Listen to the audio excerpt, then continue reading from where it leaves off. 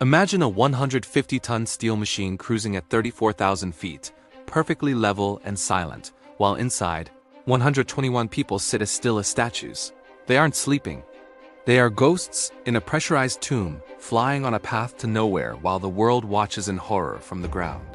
This is the chilling reality of Helios Airways Flight 522, the most haunting ghost flight in aviation history.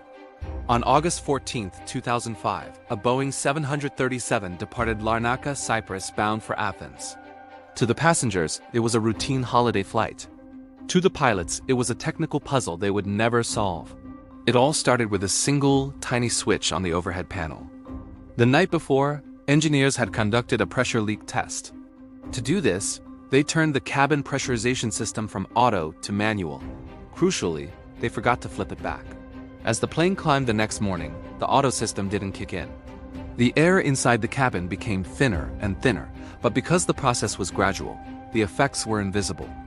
At 12,000 feet, a warning horn blared in the cockpit. The pilots, already suffering from hypoxia, were confused. The pilots, their brains becoming foggy as if they were intoxicated, argued with air traffic control about a system they thought was malfunctioning. They didn't realize they were dying. By the time the plane reached its cruising altitude of 34,000 feet, the oxygen masks had dropped. One by one, the passengers and crew drifted into deep unconsciousness.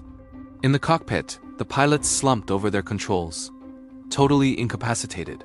For the next 2 hours, the plane became a ghost ship, controlled entirely by the autopilot. It flew the programmed route to Athens. It arrived, and then obeying its last command entered a holding pattern. It began flying massive, eerie circles over the city of Kea. The Greek Air Force scrambled 2 F-16 fighter jets to intercept. When the pilots pulled alongside, they were met with a nightmare. The captain's seat was empty, the co-pilot was motionless, and in the cabin, they could see rows of passengers showing no signs of life. Suddenly, a lone figure moved. Andreas Prodromou, a flight attendant, had managed to stay conscious using portable oxygen bottles. He spent the final hour watching his friends sleep while he desperately tried to break into the locked, reinforced cockpit door.